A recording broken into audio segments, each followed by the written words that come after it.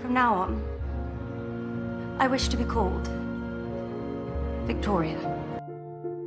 Kensington Palace, London. It was 6 a.m. on June 20th, 1837. 18-year-old Princess Victoria was woken with urgent news.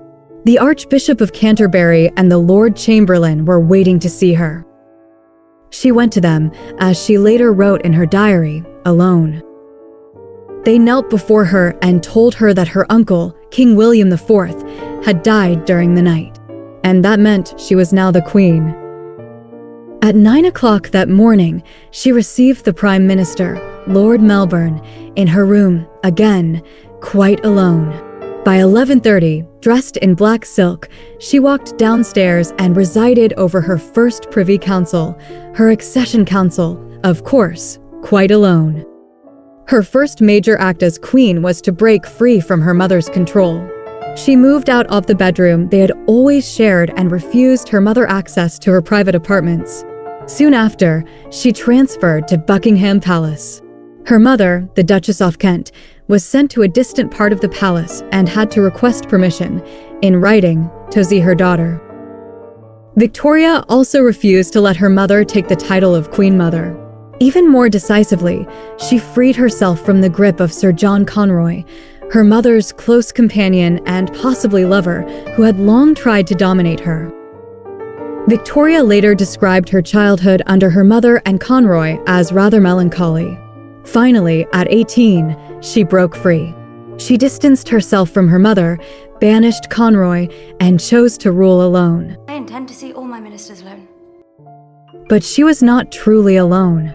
Victoria quickly formed a close bond with the Whig Prime Minister, Lord Melbourne.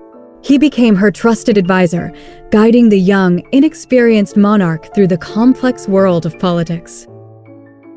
The 58-year-old widower was still strikingly handsome, and Victoria was captivated by his charm and wit.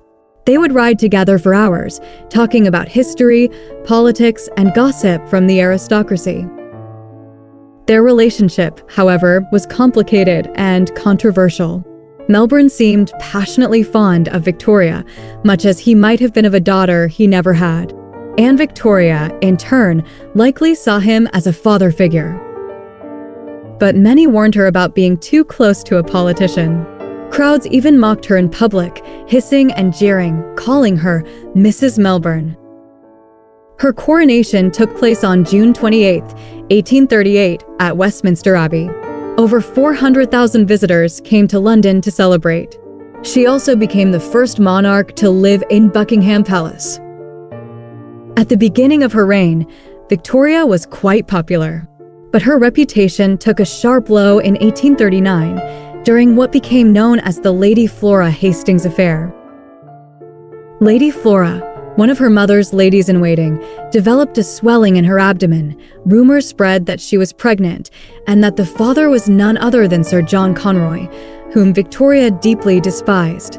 The young queen believed the gossip and described Lady Flora as that odious Lady Flora.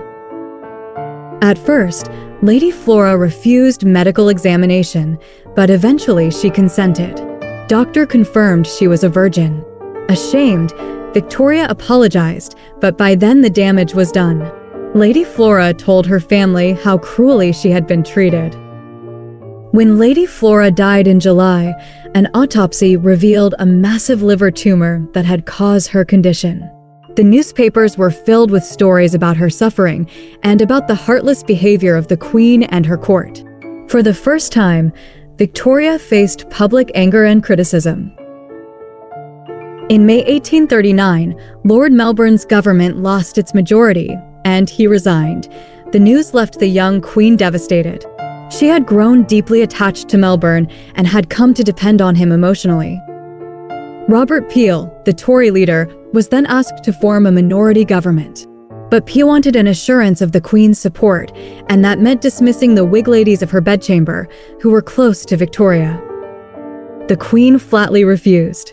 She would not let Peel remove her trusted ladies. Without that assurance, Peel declined to take office. As a result, Melbourne and the Whigs returned to power. This episode became known as the Bedchamber Crisis. And it was the last time a British monarch was able to block the formation of a government simply because she opposed it politically. This was just the beginning of Queen Victoria's long and dramatic reign. From a sheltered young princess, controlled by her mother and Conroy, she had taken her first steps toward becoming one of the most powerful and iconic monarchs in British history.